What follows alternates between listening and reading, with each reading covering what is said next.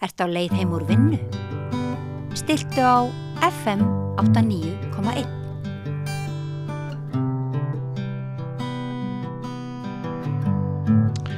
Já, þá ætlum við að ræða bækur eins og maður á að gera þegar styttist í jólin, ekki síst, þótt sumir myndu nú segja að maður ætti að ræða bækur allan ársins hring. En það koma þær nú orðið út á öllum tímum, þótt mest sé náttúrulega hið svokallaða jólabókaflóð. Nú í dag kom út bókin Piparmeyjar, Fröken Þóra og saga einhleypra kvenna á Íslandi. Og þetta fyrsta eintækið, höfundar eintak sem ég held hér á. Ég hef nú ekki náð að lesa hana en mér langar að vita hvers konar lífi Piparmeyjar lifðu, hvaða stöð þær höfðu í samfélaginu, hvert viðhorfið var til þeirra og svo framvegis. Og strax á bakinu þá segir hana Þóru að hennar hlutskipti hafi verið að annast aldraða foreldra sína, halda gestkvæmt heldri manna heimili, ala upp systkinabörn sín og sinna eftir föngum kennslu. Og þetta nú svona sú mynd sem að mig grunaði kannski að hefði orðið hlutskipti einhleypra kvenna, að vera ekki kannski að lifa og starfa á eigin forsendum. En hingað komin höfundur bókarinnar. Velkomin, Sigríður Kristín Þorgrímsdóttir. Þú ert sagnfræðingur, veit ég, rithöfundur og gefur nokkra bækur. Svo ertu dóttir Jakobínu skáldkonu og starra í Garði. Jú. Og til hamingju með þessa bók. Takk fyrir það. Þetta, ef að byrja á svona ritunartímanum, hann langur? Já, það fer svolítið eftir hvernig á það litið. Það að segja, ég skrifaði meistararitgerð í sagnfræði og lauk henni, eða ég útskrifaðist 98, ég man í það hjálplega, það skiptir ekki máli. Og hún fjallaði ógiftar konur á Íslandi, 19. aldar konur. Þannig að það var svona kannski grunnurinn að þessu upphaflega og síðan þegar ég fór að skrifa, ég búin að vera 6 ára með þessa bók, skulum við segja. Já. Og svo hafði ég þennan grunn. Ég hafði svona ákveðin fræðilegan grunn þarna, en í raun og veru kastaði ég meistararitgerðinni meira og minna út í hafsauga þannig að því ég að skrifa fyrir bara alla. Ég vil að fólki finnist gaman að lesa bókina mína. Ég ekki endilega að slá að fræðilegum kröfum, alls ekki, en ég lít á mig sem sagt ekki sem háakademískan fræðimann, heldur meira svona sem brú til almennings til þess að miðla sögunni. Já. Þú veist, en ég ber mikla virðingu fyrir þeim sem að skrifa mjög akademískt og fræðilega. En ég menna eins og ég segi, ég með talsverð þykkar skrár þarna og það allra, ég segi ekki einu sinni að sólinn hafi skínuð að vísa í heimild. Nei, ég sé það að það vandað til verka og bara mjög gott að bókin sé jafnframt aðgengileg hverjum sem manstu ef við förum aðeins aftur í tíman áður við ræðum sjálft efni bókarinnar, manstu hvenar, þegar þú minnist á þessa meistararitgerð, manstu hvenar svona áhuginn kviknaði fyrst á hlutskipti einhleypra kvenna? Já, málið var það þegar ég skrifaði B-ritgerð þá var hún svona stjórnmálasögulegs eðlis og þú náttúrulega, við erum nú sveitungar og þú þekkir mitt ættirni og veist alveg hvernig ég var alin upp þannig að þetta var eiginlega hálfgerð skylda. Já. En síðan fannst ég hafði bara áhuga á það sem við köllum þá kvennasögu en myndi vera væntanlega kvenna og kynjasaga í dag. Já. Og það svona lág minn áhugi en kveikjan var svona persónulega því að ég var 35 ára þegar ég kynntist manninu mínum og þótti algjörlega eiginlega komin fram yfir síðasta söludag Það bara, þú veist, ég var að pipra og það byrjaði að tala þetta bara, ég fór að heyra þetta bara frá 16 ára aldri.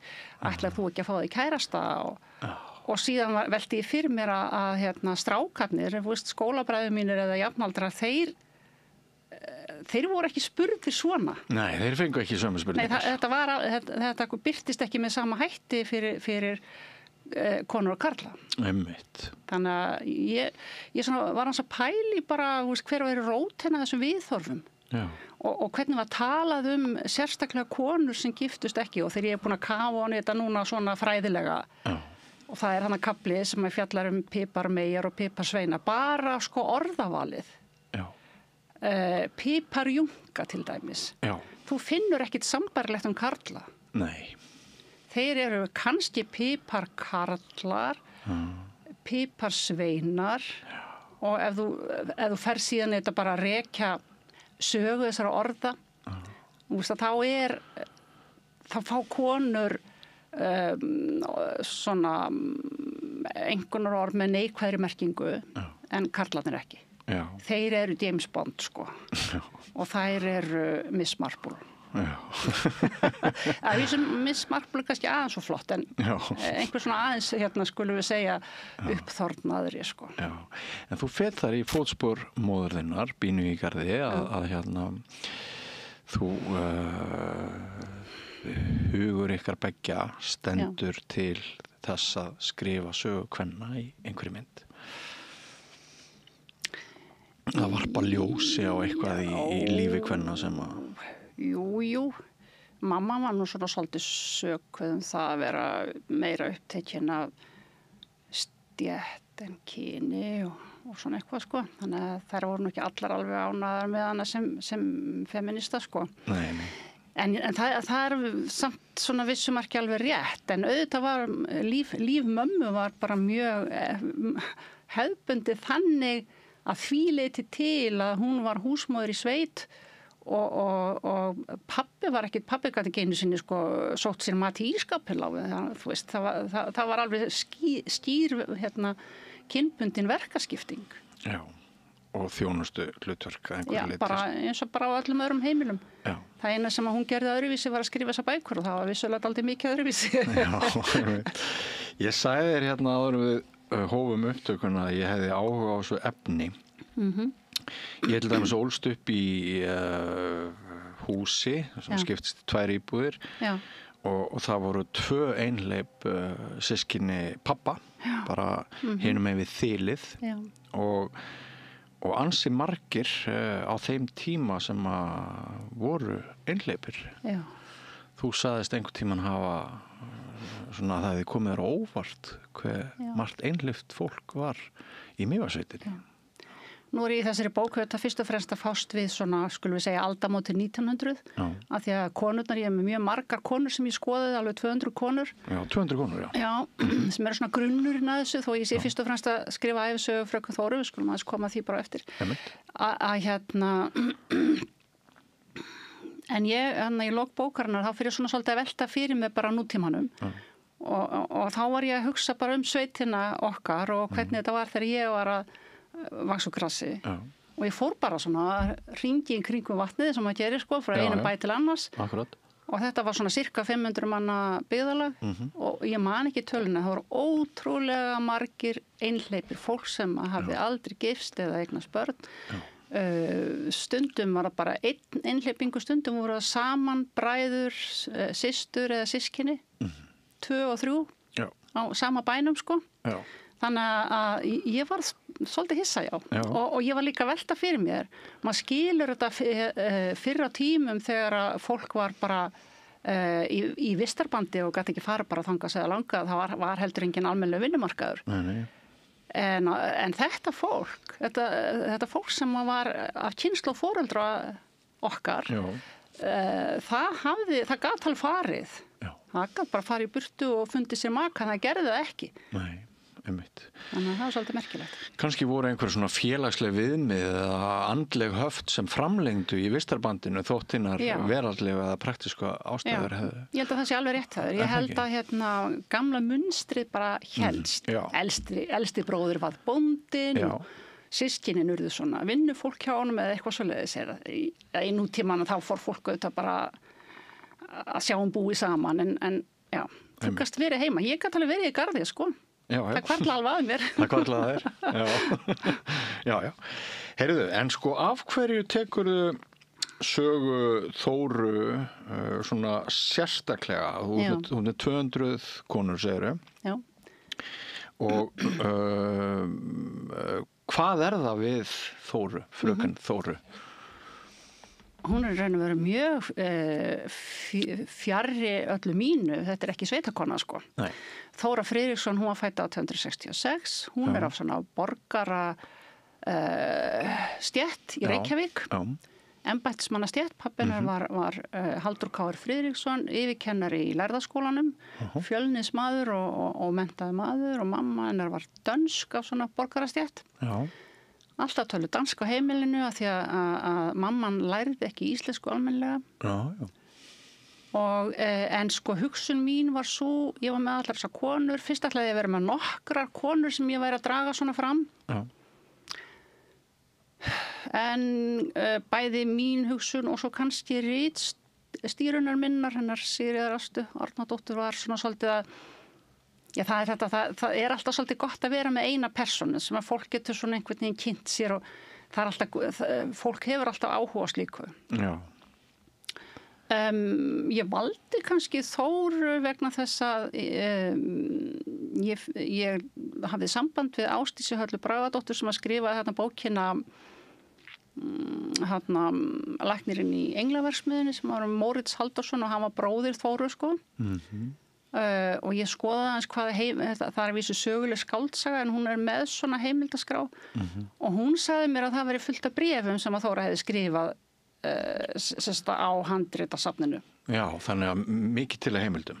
Já, það sem að bréfin sem ég nota eru bréf sem hún skrifa systur sinni, systir hennar giftist og flyst vestur á Firði og bréfin spanna svona frá því að Þóra er 20 og þangað til að systirinn er látin þarna 1909 og þessi bréf, þetta eru rúmlega 200 bréf og þau eru öll á gamalli fínni dönsku og náttúrulega eins og gömlu bréfin eru, þú veist þau eru skrifuð með pínu lítilli kongulóaskrift en ótrúlega gullnáma, það er bara, hún lætur alls konar skoðanir fjúka og bara hreyfir mig alveg með sér en líka það, þetta er kona af svona betri stétt í Reykjavík hún elst upp á þessu embættismanna heimili, hann er í öllum mögulegu alls konar félagsstörfum og hann er í bæjarstjórn og hann er á þingi og ég veit ekki hvað pabbi hennar sko, þannig að þarna bara lappar Íslandssagan í gegn sko, alls konar fólk kemur á heimilið, pabbi hennar skrifaðist á latínu á við Jules Verne og kemur fyrir í leyndardómur Snæfellsjökuls sem persóna og sko Jules Verne kom aldrei til Íslands en Halldór var ein heimildinas Ísland sko þetta uppgötvaði ég þegar ég fór að kynna mér þetta fólk sko. Þannig að það er svona hliðar gullnámur í bókinni. Já, og Þóra hefur á þann draum bara frá bernsku, hann langar svo að læra frönsku. Hann var enda pínu franskt blóð í hennar æðum sko, í gegnum mömmunar.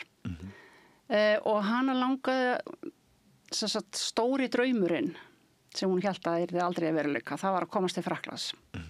Þetta átti allt eftir að rætast og það var bæði með hjálp góðra manna, hún kynntist frönskum skipherra á herskipi sem var alltaf að koma til Íslands og hann var svona hennar velgjörðamaður en allir draumarnir rættust. Hún lærði frönsku og var orðin eins og innfædd, hún var langdvölum í Frakklandi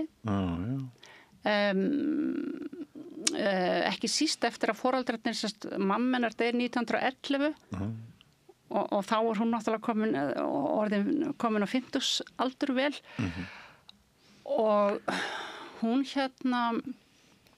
þá svona gat hún loks frjálst höfuðstrokið.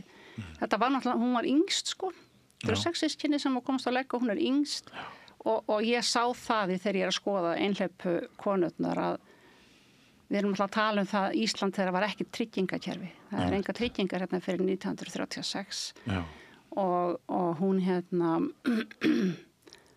en það var ekki sérstakt fyrir Ísland að yngsta dóttirinn var oft föst heima. Nei. Ef að þessi eldri voru gift þá var það einhver að vera til að annast foreldrana. Tryggingin þín fyrir framtíðina, þá voru börn. Það er alvarlegt fyrir ekki síst konu að vera einhleyp af því að hvernig átti hún að framflytta sér. Þau voru ekki auðugt fólk sko, hún var ekki að erfa einhverja stóra fúlgur. Já, hún var alltaf að kenna líka og hún var alltaf að hugsa hvernig hún ætti að tryggja framtíðina og hún var rétt að verða 60 þegar hún opnaði tískuverslun í Reykjavík með vinkonu sinni. Já. Og hún rak þessa verslun alveg bara, hún deyr þarna nýrætt og hún var að vinna næstu því bara fram á síðasta dag, sko. Já. Það var ekkert verið eitthvað að fá einhvern ellilífeyri og slaka á, sko. Nei, þá dettur mér í hug, sko, sitt hvað sem að Þóra upplifir sem er sammerkt með öðrum einhleypum konum en annað sem að greinir hana svolítið frá. Samanber þetta lífslöp sem þú ert að tala er hún hérna að einhverju leyti samnefnari fyrir hinar 199 konunnar en lifir samt óvenju svona blæbrigðaríku lífi. Já, þessar konur sem ég skoðaði, sko, það komið svona úr ýmsum, ég greindi þær svolítið bara eftir stétt og stöðu, það að segja föður þeirra, því að til þess að finna út hvað það voru staddar í tilverinu og þær voru auðvitað, það myndi ég segja hafi greint þær að þannig, hún þurfti samt að vinna fyrir sér alveg eins og aðra stúlkur. Mér finnst hérna, hún hafi verið óhemju, hún glímdi við heilsubrest og svona. Hún hafi verið mjög viljasterk kona og vita einhvern veginn. Hún hafði sterkar skoðanir, hún vissi hvað hún vildi. Og hérna, já, þannig að nei, er ekki bara hver einstaklingur hefur sín sérkenni, en ég meina það deildi þessar konur á svona kjörum. Það að hérna félagslegt viðmót frekar einsleitt, það ekki? Gagnvart einhleypum konum, eða hvað? Jú, hérna ég var að lesa, ég las mikið af endurminningabókum. Það var hérna leikkonu Reykjavík sem hétt Efemía Voge. Og hún skrifar einhvers staðar, það var hérna sauðakaupmaður, frægur skoskur sem hétt Cockhill og var í Reykjavík og hann var þekktur fyrir það, hann lærði íslensku og hann blótaði rosalega, hann hafði ægilegt orðbragð, var að hrópa eftir fólki. Það var skafan að blóta á nýja tungumálinu sem það er lært. Og hann kallaði á eftir hérna Þóru Pétursdóttur biskupsdóttur sem var þá ekki gift, hún gifti seinna honum Þorvaldi Thoroddsen. Hann hrópar eftir henni á götu piparmiss, helvíta piparmiss. og hérna eitthvað hefur gefið honum heimild til þess að hrópa það, eitthvað í samfélaginu. Já, hún sneri nú víst við og sagði að hann varst að tala við mig og þá sljakkaði kallinum. En sko, það sem að mér þótti merkilegt af þetta var náttúrulega þetta piparmiss þarna að hún var ekkert svo gömul þegar hún giftist en hérna þá að fara að stimpla hana snemma og þetta var ég held að það að pipra var ekkert þótti konum greinilega ekki eftirsóknarvert. Nei. Þú veist, það hafði svona neikvæðan blæi yfir sér. Já. Það er sérvitra kettlinga með köttin sinn og eitthvað svona. Já, einmitt. Höfðu einhleypar konur minna frelsi til þess að lifa sínu lífi heldur en giftar konur? Nei, það myndi ég nú ekki segja. Nei. Margar þeirra höfðu ábyggilega meira frelsi. Meira frelsi? Já. Ég meina konur hérna, giftakonur fá ekki yfirráð yfir tekjum sínum og eignum fyrir ennum aldamótin. Já. Þannig að bara það, sko. Já. Þannig að þetta er að nokkur leyti sögur og sterkra einhleypra kvenna? Já, nei, ég meina svo ég segi frá nokkrum nafngreindum konum þarna konur sem voru fátækar, konur sem réðu ekki miklu örlög sín, konur sem höfðu orðið fyrir ástarsorg, fannst þær hafa beðið skipbrot, þannig að þetta er ekki einhver samfelld sigurganga, alls ekki. Nei, en sumar sögurnar, þetta er bara mjög fjölbreyttar sögur. Já. En þú hlýtur að hafa tekið einhver þemu út úr þessu. Viðhorf samfélagsins og svo framvegis, eins og ég svona spurði hérna í inngangnum. Hvað getur þú sagt okkur? Varðandi viðhorf samfélagsins til einhleypra kvenna? Já. Ég las aldrei mikið af minningagreinum. Ég valdi þarna þessar 200 konur og svo leitaði heimildum þær og ég fann minningagreinar. Það svolítið erfitt kannski að fara yfir það en ég ger grein fyrir í bókinni svona svolítið hvernig var þessum konum lýst var það eitthvað frábrugðið frá giftum konum og var það frábrugðið frá einhleypum körlum og svo framvegis þannig að ég svona fór aðeins í gegnum þessa orðræðu og kannski voru einhleypu konurnar af því að þær höfðu þetta orðið að vinna fyrir sér og sumar voru kennarar, sumar voru menntaðar og aðrar ekki og svo framvegis og ég myndi svona segja að þær hafi kannski verið svona mitt á milli giftra kvenna og svo bara karla því þær voru svona svolítið eins og karlarnir skilgreindar út frá störfum sínum en svo var alltaf verið reynt að tengja þær við kvenhlutverkið. Það var það sanna það að þó þær hefðu ekki gifst þá væri þær samt konur og hefðu hið rétta kvenneðli þannig að þú veist ef þær hefðu verið að kenna þá voru nemendurnir börnin þeirra og svo framvegis og að reyndar koma þess fyrir að þetta var sagt líka karla sem höfðu verið skólastjórar eða kennarar að þeir hefðu verið eins og feður við börnin sín en þeir voru samt karlar voru svona sko mesti munurinn sá að karlar voru skilgreindir út frá störfum sínum þeir voru sjálfstæðir einstaklingar en konur voru alltaf hvort sem voru giftar eða ekki alltaf tengdar við annað fólk þær gátu ekki staðið einar og sér ég að tala þetta svona í fortíð sko. Þetta sem sagt minningagreinar konur sem voru nánast allar fæddar fyrir 1900. Já, en hver var mynd þessara kvenna af þeim sjálfum? Hvað fannst þeim sjálfum hlutskipt sitt mennur? Það gera ótrúlega lítið af því að fjallum það. Til dæmis bréfin hennar Þóru til systur hennar þar sem hún svo sem lætur vaða á súðum hún talar aldrei það að hún ekki kærasta eða hvort hann langi til eiga kærasta eða hvort þú sé skotin í einhverjum hún skrifar einu sinni það að þá hafði hún farið vestur á firði að heimsækja systur sína og þegar hún kom heim þá voru bæjarbúar búnir að trúlofa einhverjum sýslumanni eða sýslumannssinni, ég man það ekki og vera að óska pabbanur og mömmu til hamingju og henni fannst þetta fyndið. Ég fann enga aðra tilvísun í það og þær fjalla stöku sinnum en ekki mikið hlutskipti sitt. Þær eru meira að einhvern veginn að taka undir svona þessa hefðbundnu orðræðu hlutverk og eðli kvenna. Þær segja alveg fullum fetum að það göfugasta fyrir konuna sé að verða móðir og eiginkona.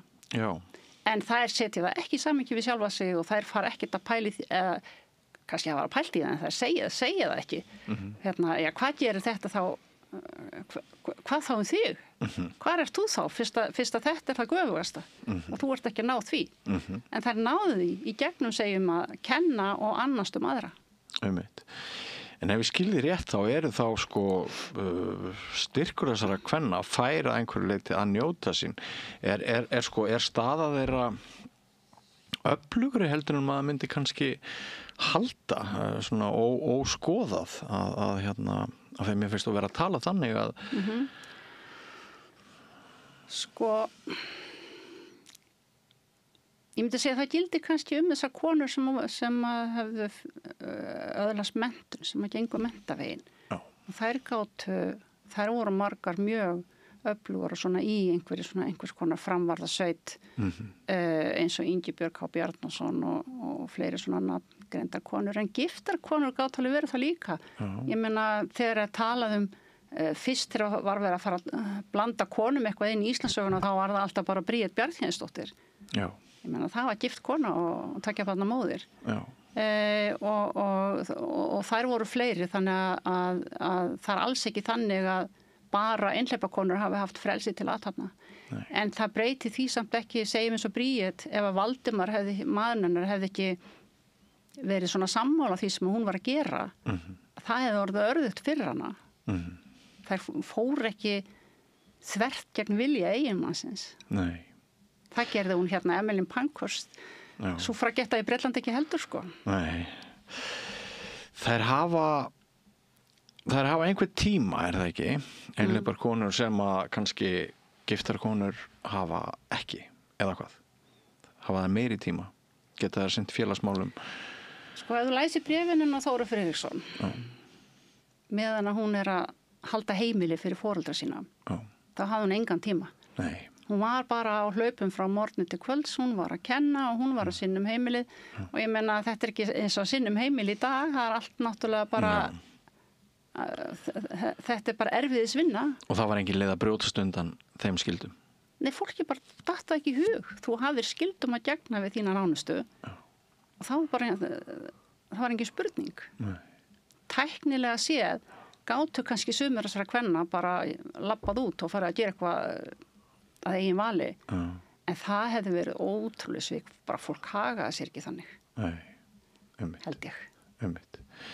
En veistu hver staða jafnréttis, ef við getum talað það, sem er náttúrulega ekki, þetta ekkert kynja jafnrétti á þessum tíma, en veistu hver staða, sem sagt, þessa hóps samanborið við nágrannalönd eða eitthvað, hefur einhverja tilfinningu fyrir því, sko, hvort hlutskipti íslenskra kvenna var bara típist með að við hinn Norðurlöndin eða hvort hér var eitthvað sem að... Já, ég held að það hefur verið margt og hérna þegar að svona kvennarhreyfingin fer að verða til, þessi kvennfélög og allt þetta, að þá þær fylgjast alveg með því sem að gerast erlendis og það eru tengsl og Bríet til dæmis hafði mikil tengsl og hérna það er svona við að lesa þessa 19. aldarsögu og skoða það svona, ekki það, ég hef svo sem alveg gert það áður og ég er mikill sögunörd, ég les mjög mikið, að hérna þá áttar maður sig á því að fólk heldur alltaf að Ísland hafi verið svo einangrað en það var ekki þannig. Það voru heilmikið tengsl. Ótrúlega mikið bara útlendingum sem eru stöðugt rápandi hér landið á seinni hluta 19. aldar til dæmis sem það tímabil sem ég er að skoða. Já, og Reykjavík aldamótin 1900 þar sem betri borgararnir drukku sjokolade og champagne brugðu sér á skauta á tjörninni og tippluðu á spariskónum yfir moldarflæðið fyrir fram að nýbyggt annað ekki sögursið. Þetta er nú spennandi sögursið. Jú, það er reyndar sko eitt sem kom mér óvart þegar fyrst var ég og las inn á bókinni hennar Sigrúnar Pálsdóttur Þóru biskups og hérna og svo var ég að lesa það sem ég var þegar ég var alls konar þegar ég var að undirbúa þessa bók. Það var þessi kampavínsdrykkja. Fólk kom frá alltaf að suppla kampavín. Var það? Já. Og mér sé að hérna, ef þú lest hérna Þóru biskups að hún fer með pappa sínum í einhverja vísitasíu norður í land og það skálað í kampavíni í torfbæjum. Mér fannst nú samt það, þú veist, brennivínsnafsin hefði verið meira við hæfi en ok. En það var, hérna, Þóra skrifar mikið bara daglegt líf. Hún þarf að sjá heimilið. Hún að skrifa hvað var í matinn og stundum segir hún frá því hvernig hún eldaði eitthvað eða bjó eitthvað til einhvern rétt. Og svo var þetta vín og hitt vín og hérna, á einu stað segir frá því að Grímur Thomsen var mikill fjölskylduvinur og hann satt á þinginu, þingi var annað hvert sumar og þá voru þingmennir mikið þarna í Kirkjustrætinu á hennar heimili og Grímur var svo mikill heimsmaður. Hann kunni að drekka vín. Þú varst ekki að belgja í því víni til að detta í það, heldur bara, þetta var bara svona listauki með matnum. Og hún segir mitt frá því að pabbennar taldi það ekki eftir sér að eiga allt þetta vín á heimilinu, þessar fínu sortir handa Grími, af því að það var bara, það var ekki dýrt, sko. Á þessum tímapunkti, það var bindindishreyfingin var ekki, líklegast ekkit farin að verða neitt mjög sterk hafnum þetta leyti. En fáið semst að vita hvað Reykvíkingar, hvað höfð í matinn fyrir öllum þessum tíma? Já, ég datt svolítið onni svona, ég datt svolítið onni það hvað var í matinn og hún var að fara í einhver boð og þá að veisla þarna og hún fekk svo dásamlegt hérna marengs með ís og eitthvað og þú veist ég er með svona auka efni hér og hvar hann sem eru svona uppskriftir, ég prófaði einhverjar uppskriftir. Já, það? Já. Hvernig gekk? Það var til dæmis hérna þegar voru herskip hérna og þá komu liðsforingjarnir og buðu dömunum af betra slektinu sko í siglingu og dansa og eitthvað svona og þau drukkuðu sjokkólaðu og hún að segja að við vorum með 14 potta af mjólk og bla bla bla eitthvað hérna og súkkulaði og eggjarauður. Nú, hugsaði ég, hvað? Já, ok, svo ég fór og bjóð til heitt súkkulaði og setti eggjarauður í það. Það var bara hansi gott. og sennilega hafa hérna matvælin á þessum tíma, nú talað að við séum að drepa okkur á gjörunnum matvælum og rótvarnarefnum. Þau voru ekki vandamálið á þessum tíma. Eða hvað? Nei, sko það er eitt sem vantar inn í bréfin, það er það að hún segir ekki alveg nógu mikið frá. Vistu, hún er alltaf að tala hún er búin að þrífa öll nýju herbergin og eitthvað svona. En hvernig gerðu hún það? Þú veist, skilur mig. Og eins sem með matseldina. Að því systirinn hún þarf ekkit að vera að skrifa þetta til hennar. Hún þekkir heimilið og veit alveg hvernig þetta er gert. En þetta er bara... Ég hafði gaman að þessu. Eitt með matinn, það var líka rjúpur voru mjög mikið á borðum. Já, ekki bara mjólin sem sagt. Nei, bara það var rjúpu postæ og alls konar rjúpu pottréttur og alls konar rjúpa þetta og rjúpa hitt. Já. En líka á hátíðin, sko. Pabbi sagði mér, hann er fæddur 1922. Já. Honum fannst rjúpur frekar lélegur matur. Já. Og það kom ekki til greina hjá honum að það var rjúpur jól. Nei. Vegna þess að honum fannst þetta frekar lélegur matur. Og hann hafði augljóslega lifað lífskafla þar sem rjúpur voru bara mjög oft í matinn sem einhver svona, mér líka við að segja, hrakmáltíð. Það hefur auðvitað verið þannig. En ég hafði ekki áttam á þessu fyrir en að ég fór að lesa þetta mér fannst þetta merkilegt. Já, og pappa fannst mjög fyndið þegar menn voru að hafa mikið fyrir því að flytja jafnvel en rjúpur því að þetta var það er margt sem hefur breyst. Ég hef mikið áhuga líka bara á sögu svona hversdagslegra hluta eins og bara, þú veist að þessi barátta við tannleysið. Þess að fólk er náttúrulega að fara að borða svo mikið sætindi og það náttúrulega byrja löngu fyrr. Já. Og leið ábyggilega langu tíma ára menn áttu sig á samhenginu þarna á milli. Já. Og hún er að baksast í því Þóra, hún er 30, hún er búin að missa ótrúlega marga tennur og henni finnst það ekki dæla skemmtilegt. Nei. Og þá kemur tannlæknir, fyrsti íslenski tannlæknirinn, það er 1896 eða 7. Rífur hann ekki bara alla tennur úr fólkinu? Nei, það þurfti ekki tennurna, sko, hún fikk tannpínu og Sérbekk landlæknir hann bara reif úr henni tönnina og hann var alltaf að rífa úr henni tennur. Og það var ráðið við tannpínu, sko. Já. Og svo kemur þessi tannlæknir og hún segir frá því að hann sé að smíða upp í hana 4 tennur. Já. Hann vantaði tennur í efri gómi svo hún getur brosað. Og ég varð alveg heltekin af þessu. Og ég fór til tannlæknis. Og ég segi við tannlæknin hennar, hvernig gætu þessar tennur hafa verið bara gerðar, þú veist, festar og svona. Já. En þá komst ég að því að það er greinilega ekkert verið að kenna sögu tannlækninga í tannlæknadeildinni. Stóð hann á gati? Hann vissi ekkert þetta. En þú ert alltaf að leita sögunni? Já, sagan er bara allstaðar og ég skil ekki hvernig þetta fari gegnum bara lífið á þess að hafa áhuga á því sem bara rótunum. Mér finnst líka að fyndi bara eftir því sem árin færast yfir mig, þá eykst alltaf sögu á því. Já, getur vel trú á því. Já. Þú ert nú ábyggilega svolítið grúskari. Í ríkari mæli, já.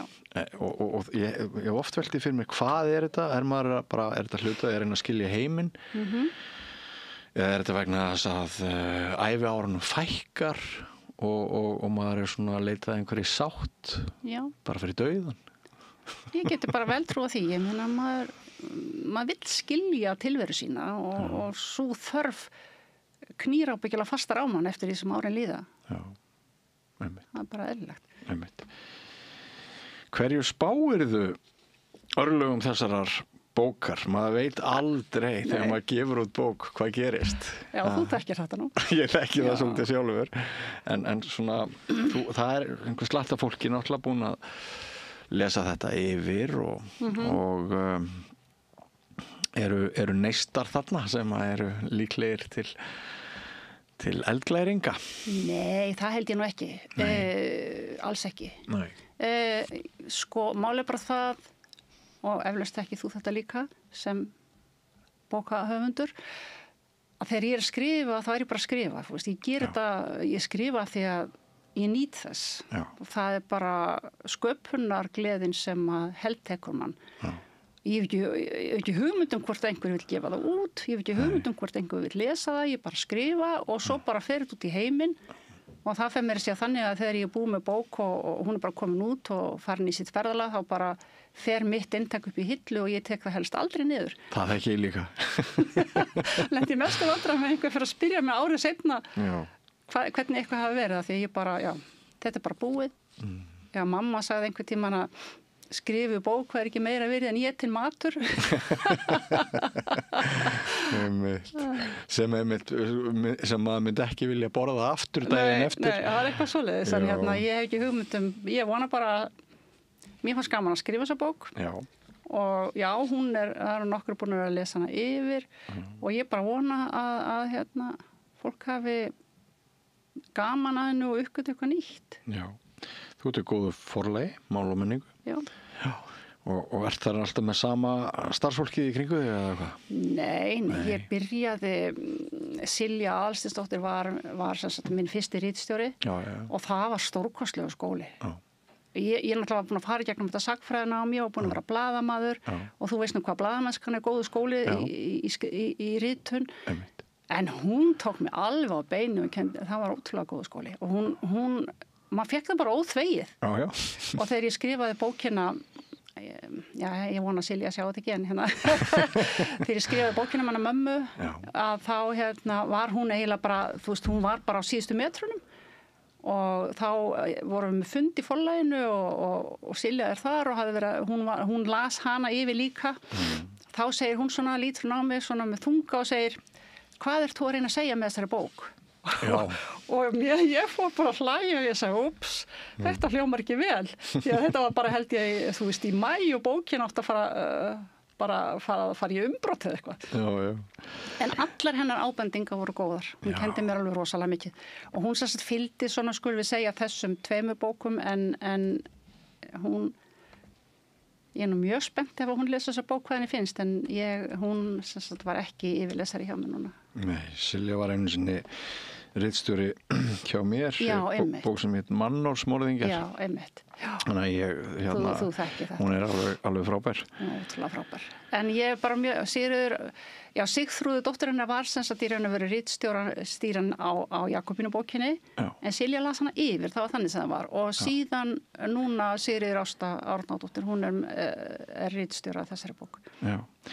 Veistu hvað ég var að gera núna á internetinu og meðan þú sagðir þetta síðasta? Nei. Ég googlaði Junga. Pipar Junga. Og það talaði að koma af junk. Ha? Samkvæmt einhverju einhverjum upplýsingum hér á internetinu. Já. Því er þetta bara piparusl, Pipar Junga. Já. Já, það hafi farið í svona ruslflokk eiginlega. Þetta er svakalegt, ef það er rétt. Já. Þú er ekki pælt í þessu þegar þú skrifaði bókina. Hvað þýðir Junga? Nei, reyndar ekki.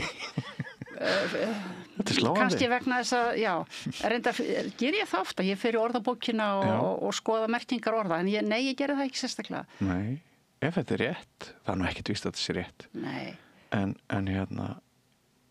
En nei, sko, hérna kemur önnur skýring að þetta sé stytting á Jung frá já, ætli þessi ekki líklega. Jú, þetta kemur mér svolítið á orð. Það er svo langt síðan að þetta orð fór að sjást, held ég. Já, einmitt, ég dreg mig í hlé, en það er allavega ólíkar kenningar til umræðu það hvað orðið þýði. Já. Og við erum sammála að það var náttúrulega notað neikvætt. Já. Og það er áhugavert að þú segir kallar hafa ekki fengið svona sama stimpil. Nei, ég með kafla í þessari bók sem fjallar sérstaklega þetta Já. og skrifaði hann mjög snemma því þá fór ég að kafa onni í þessi orð Já. og ég náttúrulega hef oft pælt í þessu, þú veist, eins og það líka með þetta tvöfalda siðgæði, sko. Já. Hvað leifist strákum og hvað leifist stelpum og þetta tvöfalda siðgæði náttúrulega alveg við ágætt líði ennþá og þegar ég var að vinna heim í sveit einhvern tímann á 9. áratugnum þá var þar viðloðandi ungu maður, hann var nú ekki mývitningur held ég samt, sem var daldið frekut í fjörsins í kvennamálum og var kallað gulltippi. Já, ég veit hvernig það áttu við. Já, og ég þekki hann ekki, það veit ekki hvað maðurinn heitir, skiptir ekki máli. Og hann, þú veist, gulltippi, þú veist, og ég mynd velt því fyrir mér, já, til einhver gullpíka? Nei, hún nefnilega ekki til. Nei. Þær sem að komist í kynni við gulltippi, þær fengi ekkit allar neitt fínar einhvernir, sko. Nei. En þær voru bara að gera það sama og hann. Þær voru bara að gera það sama og hann. Það þarf tvo til, sko. Já, það eru einhverju leiti breytti tímar. Já, sem betur fer. Já, sem betur fer. Kvennaverkfall á morgun. Ætlar að taka þátt? Já, það gæti alveg verið. En sko, ég skal alveg viðurkenna það. Ég var unglingur á Lækjartorgi 75 og sem alveg bara ógleymanlegt og einhvern veginn, það einhvern veginn ekkit hefur aldrei neitt komist neinsta nálagt þeirri upplifun, ég verð að viðurkenna það. Varstu þá tvítugt? Já, ég var 19 ára. Já. 18-19 ára og bara, já, hvað mér fannst þetta. Ég var náttúrulega ung og þetta bara einhvern veginn opnaði augum hans og var bara svo áhrifaríkt. Já, einmitt. Ég segi bara takk fyrir að skrifa sögu kvenna. Það nú ekkert rosalega langt síðan að konur máttu búa við það eða ortu fallegt ljóð, ekki satt að það var bara höfundur ókunnur. Það kallar gátt ekki undir þeim það. Það ortu náttúrulega oft undir dulnefni. Ég að lesa núna Kún kvenna eftir John Stuart Mill. Ég vitnaði mikið í þessa bók en hef ekki lesað hana orðið til orð sem var að gera það. Já. Og það var fínn inngangur að þessu verki og einmitt verið að fjalla það að konan hans, margt af því sem hann skrifaði, hafði hún skrifað með honum eða skrifa grunninn að. Og það var sko fjarri lagi að hann væri að hafa eitthvað af henni. Og það var bara eins og Björg C. Blöndal sem var, held ég fyrst íslenskra kvenna með doktorsgráðu. Og hún skrifaði orðabókina ekki síður en Sigfús Blöndal maðurinn hennar, en hennar hlutur var aldrei viðurkenndur. Þannig að þetta var ekki bara spurningum hvað þær vildu gera. Nei, einmitt. Og útgáfu hóf eftir helgi? Já. Ekki satt? Jú, þriðjudaginn. Þriðjudaginn. Á Fiskislóð. Fiskislóð. Innilega til hamingju með Pipar Meyjar og undirtitil Fröken Þóra og saga einhleypra kvenna á Íslandi. Sigga Stína. Já. Takk fyrir spjallið. Takk fyrir mig. Og þá þættinu lokið í kvöld, kæru hlustendur og áhorfendur. Við minnum á það að ef þið hafið íhugað að styrkja samstöðuna, þá hægðarleikur að fara inn á samstöðin.is og haka þar við hnapp þar sem ástendur áskrift og fyrir aðeins 2.750 krónur á mánuði getið þið með stolti sagt að þið hafið gert ykkar til þess að stuðla að því að við höldum áfram að færa ykkur alls konar efni, samfélagslegt efni og menningarefni eins og nú síðast hér á undan. Nú, við þökkum ykkur einnig fyrir að deila efni okkar. Það getur skipt miklu máli fyrir litla stöð sem á engan pening til þess að auglýsa sig. Ef þau eru hrifin af einhverju efni að vera duglega að miðla því á Facebook eða öðrum samfélagsmiðlum. Við þökkum öllum viðmælendum fyrir samveruna í kvöld og ég þakka Pétri Fjellsteð og Laufey Lyngdal fyrir þeirra mikla þátt hér í hverju dagsverki. Það verður aðeins öðruvísi dagskrá á morgun, þá vikuskammtur í beinni útsendingu umræða fréttir vikunar. svo ítalegt helgarviðtal á laugardagsmorgni, úrval fréttana síðar þann dag og svo þjóðmálaþátturinn Synir Egils á sunnudegi sem að sumir kalla flaggskip þjóðmála umræðu hér í þessu landi. En ég heiti Björn Þorláksson, þættinum er lokið, verið sæl. Segðu það á Samstöðinni.